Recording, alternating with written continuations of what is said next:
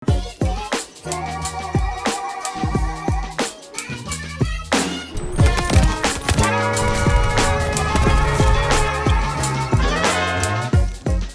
is going on, everybody? I am Jeremy StuDyy, and today we are here for our Champs Player to Watch, joined by none other than Sib.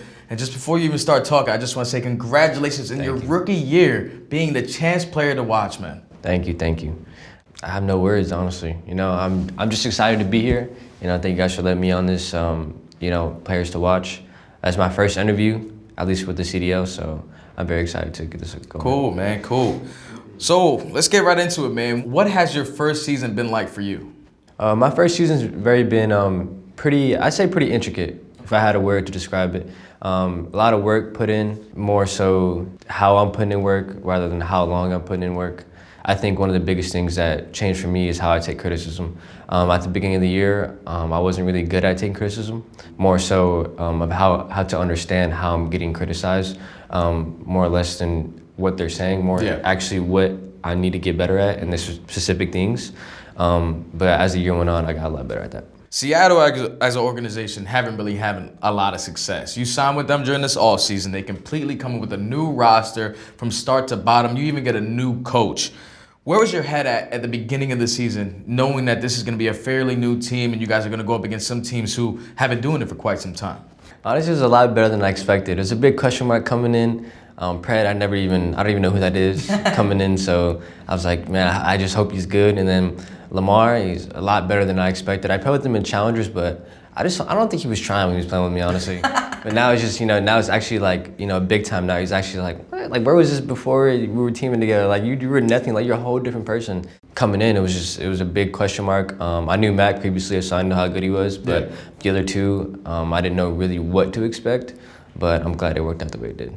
So like you said, you didn't really know Pred right off the rip, but what has it been like playing alongside another fellow rookie on your squad? That's my 1-2, that's my duo. Yeah. We're actually very alike in a lot of ways. Teaming with him is definitely way better than I expected. I never really met someone that can put up the same numbers as me consistently all the time. Like, man, I'd be playing practice or just in a game, like, man, like, I'm frying, like, yo, like, I'm doing everything right now.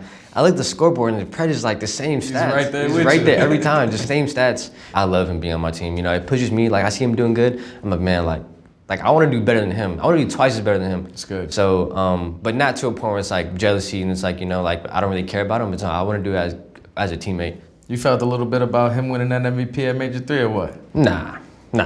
You felt like it should have been you or no? Nah, it was all him? Nah, I don't really care. It's just, at the end of the day, it's just an award, Life is way bigger than this, to me at least.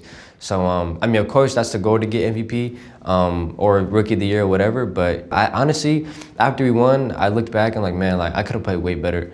I definitely had some situations like with my hands and stuff like that, maybe hold me back a little bit, but other than that, it's just like, man, I'm always striving to play better. So I think, this tournament, if we end up, going far, I'm one of the MVP. Like, I'm there. Like, you know what I'm saying? I'm getting that. I respect it. All right, so now let's take it back a little bit. I want to know more about you. I want to know, where did you grow up and what was your upbringing like?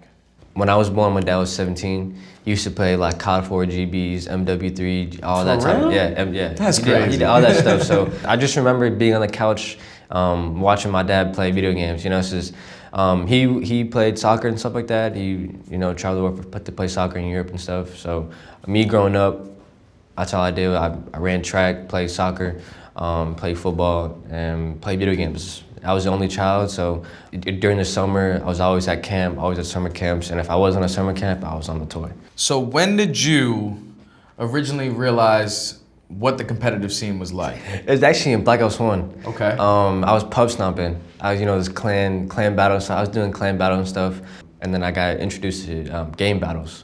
I used to go play pubs and like, the trash talk was crazy back then. So, I'm like, yo, like, I'm the best 10-year-old in the game. I'm the best 11-year-old in the game. Like, we can 1v1. We can do guns or snipers, because I'm good with both, We can do any gun, we can do snipers, we can do all that. Like, I'm there, like, what's up?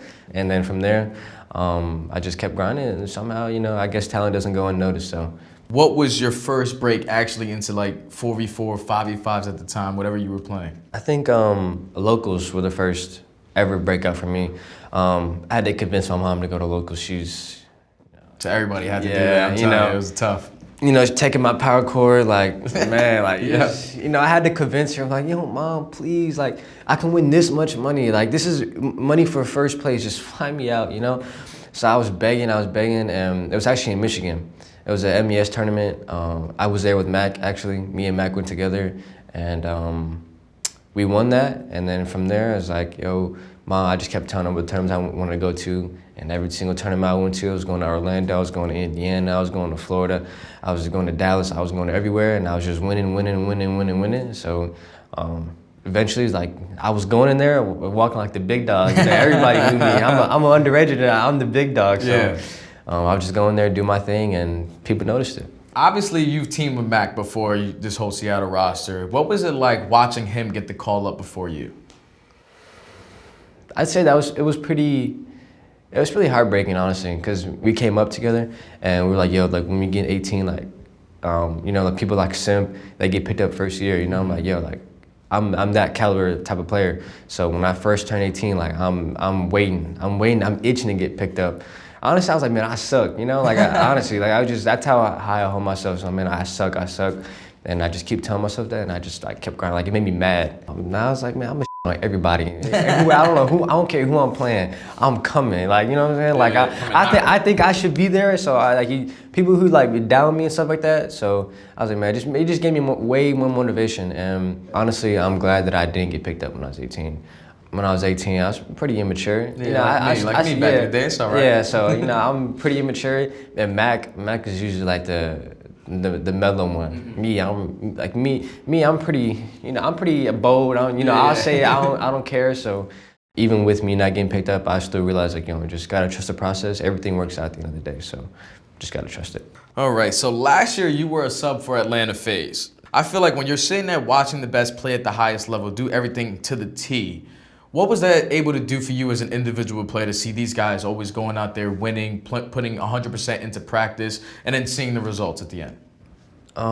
It made me realize I'm that type of player. Okay. So me watching them, I would watch their arrows, and I would tell like the crowd or the coach or whatever, like, yo, like, they should do this like 10 seconds ahead. And what I said, it's exactly what they do. So me playing with people like Mac or just people that I have a lot of chemistry with, like, we do that stuff without even thinking. So that's exactly how FaZe are. They do that stuff without even thinking. I'm like, yo, like, that feels good, because I've been in those types of situations before. I'm like, man, like, that was crazy. Like, we did that, like, it worked out so well, we weren't even thinking. We didn't say a word to each other, and we did some crazy stuff. So I'm just like, man, like, I can't wait to have that feeling. I'm just like working, like meshing well with teammates. Yeah. In game, I didn't really need help. It was more out of game, just the way I carried myself and the way like my thought process on things. That was mainly like the big thing I needed to work on. So we saw you last year on the stage with them when they won their champs. First of all, did you get yourself a ring? Yeah. Yeah, let's put that one away. Let's not even bring that one out, right? But Still in the box. yeah, definitely still in the box. But what has it been like battling against Atlanta FaZe, that you were a former sub, now you're going up against these guys, and at least so far this year, the rivalry has been favored in Seattle. Yeah, it's fun. Honestly, I like to compete. No matter what it is, it's fun. It's very fun. But playing against them, just like any other good team, you make a mistake, you're punished for it. Yeah. So when you play them or just play any top caliber of a team, you got to be on your A game. You mess up one thing, one mistake leads to 5. You make one little mistake, just one little mistake, and it just snowballs down, and that is crazy. Cause like, man, like, I get stressed out myself. I did one thing, just one. I can't get by from you. Can't, you know what I'm saying? Nah, that one you mistake can't let me can slide. cost you 60 points. You know what I'm saying? You can't let me Cost you lose the slide. game. Yep. So just playing them just, you know, keeps me on my toes. Okay.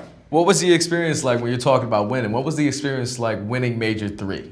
I never get hyped. You ask any of my teammates or anybody I team with, I'm a stone cold killer. I know, I see You know that. what I'm saying? I'm I a see stone it. cold killer. Everybody's gassing me up, you know what I'm saying? Lamar is next to me. You're the best player in the game. Tell him, you know what I'm saying? You're so, you know, like, I love you, Dante. You're so good. Like, you're the best player in the game. This is why I picked you up. Yeah. And stuff. So, like, just having my teammates' energy around me, it just like, you know, Lamar was like, we were actually talking yesterday about it, and Lamar was like, yo, like, Dante got hyped one time at the tournament. Like, that's crazy. Like, he was like, what? Like, yo, he's in the game and stuff. Like, he's getting hyped. I was like, you know, I had to bring it out for the one time. So winning that tournament is definitely a surreal feeling. I think I could have played a lot better. After one of the maps, I didn't play too well. It was after the Tuscan Control. I dropped a 2.0 KD, and I went back to the dugout. I took off my long sleeve, and I was like, yo, like I'm nothing right now. Like I suck right now. Like Wait, I'm 2.0, you saying that? Yeah, but I didn't know I had a 2.0. That's the thing. I just felt like I wasn't doing good enough. So yeah. I went back to the stage, and I was like, I told Sam Phoenix, and I was like, yo, like I was mad. So like I took off my long sleeve. Like, yo, like I had the short sleeve on. I never wear shorts because it was too cold. But I took my long sleeve. I was like, yo, like I'm nothing. Like I suck right now. Like I'm pissed off.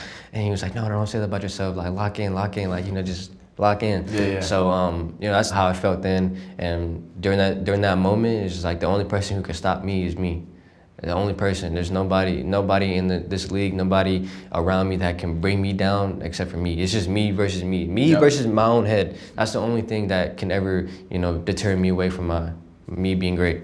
So, but yeah, in that moment, I felt surreal. Like, man, like I finally won, but I know there's moments where like I should be doing better. Like there's no ifs, ands, or buts about it. I should be doing better. And there's actually been moments where like I cried to myself. I'm like, yo, like I suck. Like I suck. You know what I'm saying? Like I put in hours every single day. I don't sit here and play the game every single day to be average or to be less than what I know I can be.